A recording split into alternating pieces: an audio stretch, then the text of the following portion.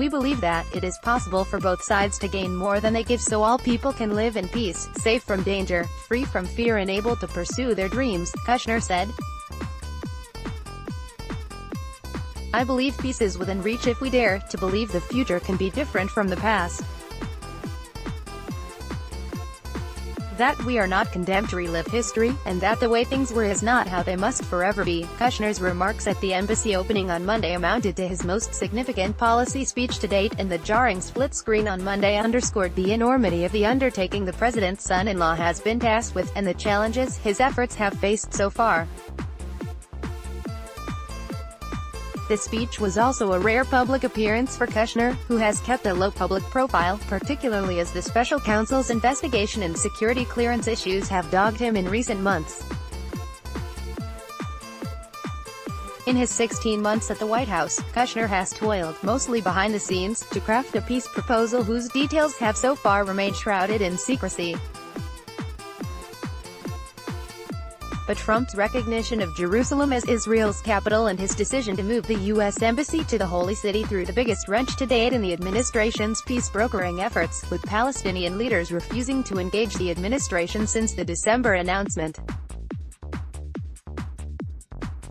Since then, Kushner and other senior administration officials have insisted they are forging ahead on crafting a peace proposal and have sought to frame the president's Jerusalem decision as one that is fostering the right conditions for peace, as Israel turns 70. The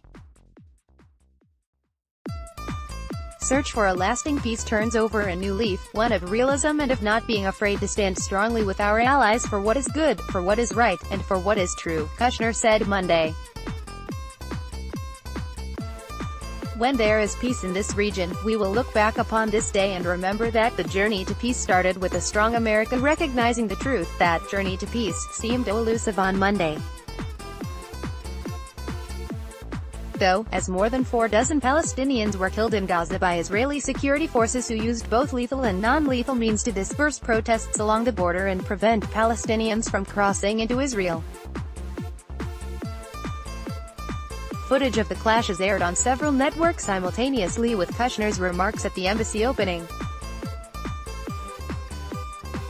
Kushner did not ignore the developments in Gaza, saying, "Those provoking violence are part of the problem and not part of the solution." The comments and the visuals of Kushner and other top U.S. officials, including Treasury Secretary Steven Mnuchin and the president's daughter Ivanka Trump, at the embassy opening will further solidify the Trump administration's approach to peace as one that is more concerned with backing up Israel than playing the role of mediator between Israeli and Palestinian leaders. When he was not speaking, Kushner sidled up next to Israeli Prime Minister Benjamin Netanyahu, who was beaming during much of the event marking the embassy's opening, a historic first in Israel's history, as the United States and other countries have had their embassies in Tel Aviv. It was clear on Monday that the embassy opening was about far more than the peace process, with Kushner and other administration officials emphasizing that it was another campaign promise kept, while presidents before him backed down from their pledge to move the American embassy once in office. This president delivered. Because when President Trump makes a promise, he keeps it, Kushner said. U.S. Ambassador to Israel David Friedman, Deputy Secretary of State John Sullivan, Secretary of Treasury Steven Mnuchin, White House Senior Advisor and First Daughter Ivanka Trump, and Special Representative for International Negotiations Jason Greenblatt also attended the ceremony as part of the U.S. delegation. CNN's Betsy Klein, Megan Vasquez, Amir Ahmad, Zachary Cohen and Kevin Lipnick contributed to this report.